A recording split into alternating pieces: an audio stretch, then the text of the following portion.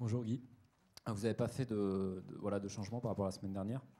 Est-ce que ça veut dire qu'avec un peu de recul, la prestation pas vous a satisfait, mais je dirais que vous avez trouvé quelques motifs pour remettre les mêmes sur le terrain? Non, je pense et nous croyons et je crois que cette équipe-là a un potentiel que nous n'avons pas pu évidemment évaluer à sa juste valeur sur le premier test. On a vu une certaine réaction lors de la seconde mi-temps de la part de ces mêmes joueurs.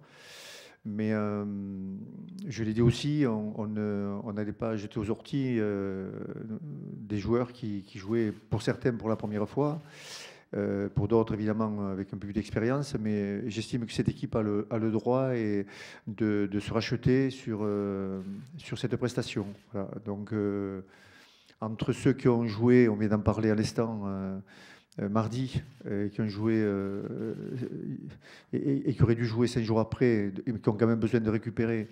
Et ces garçons qui ont besoin de se racheter, il nous a semblé normal de leur laisser une chance supplémentaire.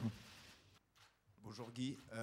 En parlant de rachat, est-ce que vous attendez plus de certains cadres samedi, comme Louis, peut-être Guillaume ou Jefferson Poirot par exemple? Ouais, alors moi je ne suis pas du style à vous dire j'attends plus des cadres que des autres. Honnêtement, avec tout le respect que j'ai pour votre question, une équipe, c'est pas uniquement 3 cadres, 5 cadres ou quelques joueurs. Bien sûr que chacun d'entre eux a une responsabilité, mais pas plus que Antoine Dupont, pas plus que Anthony Bello, pas plus que Ange du Coin, enfin, des garçons qui jouent, ou Geoffrey Dumerou. Voilà, je pense que c'est l'ensemble de l'équipe qui a besoin de se retrouver, comme ils ont su le faire en seconde mi-temps, je le répète. Hein. Ils ont montré en seconde mi-temps qu'ils pouvaient se retrouver, avoir un autre état d'esprit. Là, évidemment, devant la force physique de l'équipe que l'on va rencontrer, vous imaginez bien que le comportement, si seulement les cadres ont une réaction, ça ne sera pas suffisant. Voilà. Donc, j'attends pas une réaction des cadres, j'attends, comme sûrement beaucoup, un investissement différent et j'espère une réponse différente à l'opposition qui va nous être proposée. Guy, bonjour, est-ce que vous serez, entre guillemets, moins tolérant avec vos joueurs parce que d'autres ont perdu contre les Blacks depuis des années et que là c'est l'Afrique du Sud et qu'après la tournée que vous avez eue au mois de juin, vous attendez une réponse de la part de vos joueurs?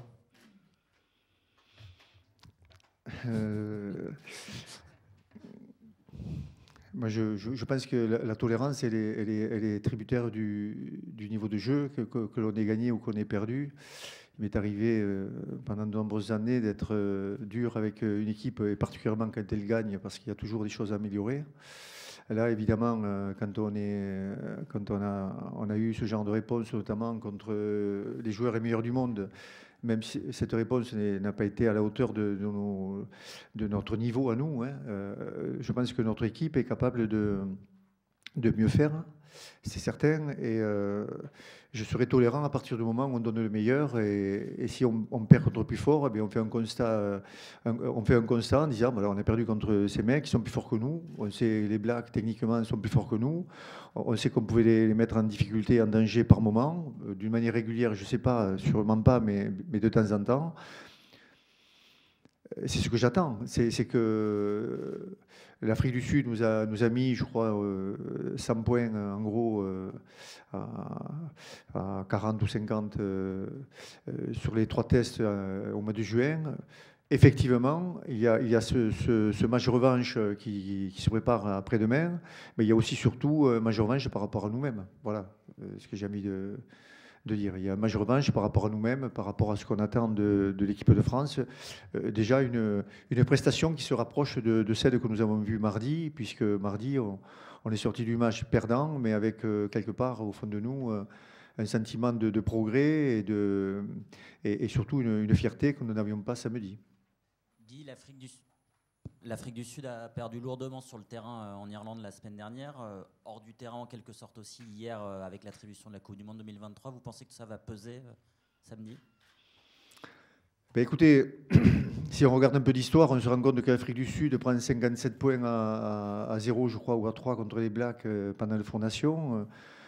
quelques semaines suivantes, ils doivent gagner. Ils perdent parce qu'ils se retrouvent à 14 et ça se joue à 1 point, je crois. Donc cette équipe est capable de prendre 60 points et d'avoir une réaction immédiate. Rien que ça, le sportif que je suis vous dit, la réaction, ils vont l'avoir. Ce sont des mecs qui ont pas la... Enfin, qui sont des compétiteurs et donc qui ne vont pas admettre longtemps de prendre effectivement 38 points par l'Irlande sans réagir contre nous. Surtout quand ils savent qu'ils nous ont châtiés pendant un mois et sur 3 tests au mois de juin. Donc une très belle réaction de leur part, c'est certain. Après qu'il y ait une relation liée à la victoire de la France hier pour l'obtention de la Coupe du Monde, j'en sais rien. Je ne sais pas si les joueurs vont penser réellement à ça, parce que cette Coupe du Monde, elle est quand même dans 6 ans, mais leur réaction, elle va être certaine. Bonjour, vous parliez de la force physique de Springboks. Quels sont les autres points forts de cette équipe? Bon, la force physique, je pense que c'est pas nouveau. Hein. Ça fait des années que les Boks jouent avec des joueurs aux dimensions athlétiques impressionnantes, et c'est toujours le cas aujourd'hui.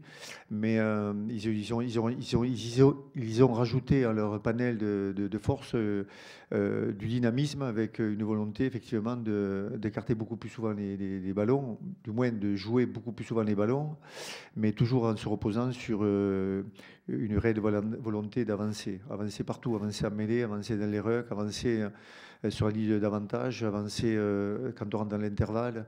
Il y a toujours cette volonté de détruire volontairement l'adversaire avant de profiter des ballons à jouer. Donc non, c'est une équipe qui est en constante évolution, et je le répète, qui est capable, grâce à son gros pressing défensif, de mettre les Blacks en difficulté, puisque, encore une fois, aux Four Nations, ils auraient pu gagner le deuxième test.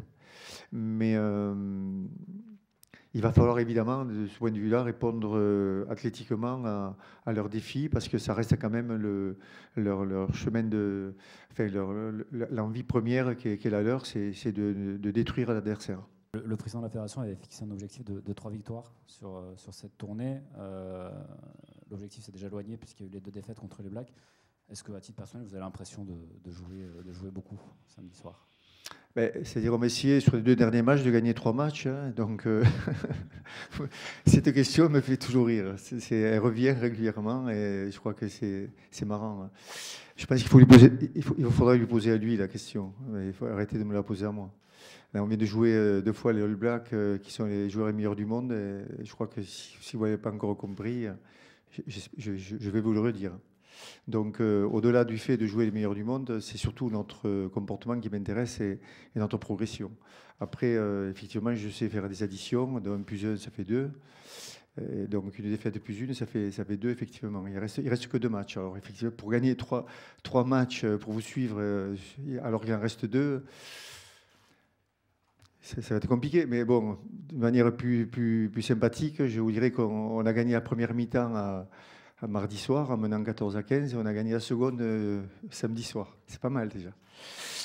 Donc, non, écoutez, je vous laisse le soin de lui poser la question, et nous, on continue à bosser comme il se doit, en respectant nos engagements. Guy, malgré tout, la série de défaites, ça doit titiller le compétiteur que vous êtes quand même. Mais ça me titille.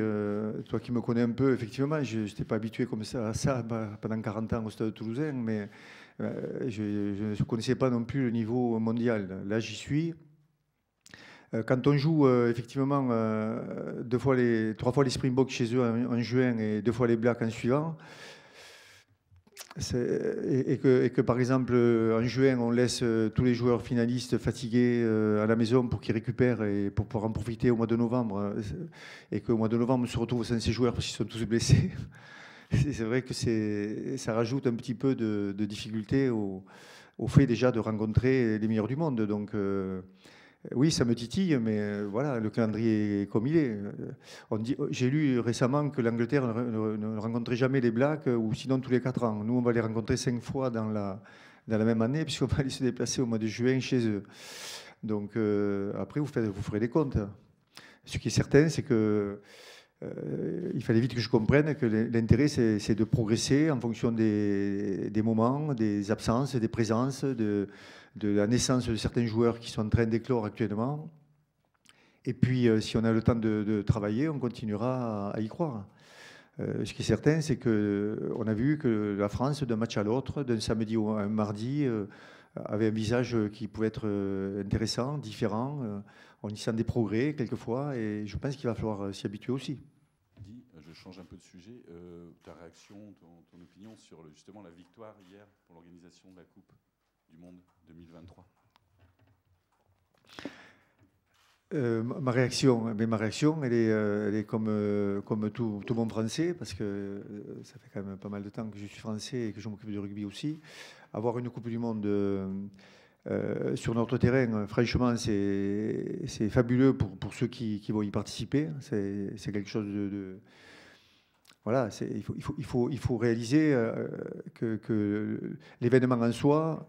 Déjà, quand on le vit, quand on a la chance de pouvoir le vivre loin de son pays, ça reste un événement énorme. Quand on a la chance de pouvoir, en dehors de toutes les contraintes, quand on a la chance de le vivre sur son propre terrain, effectivement, c'est quelque chose qui est capital pour un sport comme le nôtre. Donc, vous dire si je suis heureux de cette victoire, oui, je suis extrêmement heureux de cette victoire pour le rugby, parce que c'est quand même un sport que je pratique depuis l'âge de 20 ans. Donc effectivement, que ce soit pour les anciens, parce qu'on parle beaucoup des jeunes, mais que ce soit pour les anciens, pour ceux qui ont quand même travaillé énormément pour y arriver. Et là, franchement, c'est époustouflant quand je vois un petit peu cette nouvelle victoire. Effectivement, c'est une magnifique récompense pour le rugby français et pour tous ceux qui ont transpiré pour obtenir ce résultat. Oui, je suis ravi pour la suite. Oui.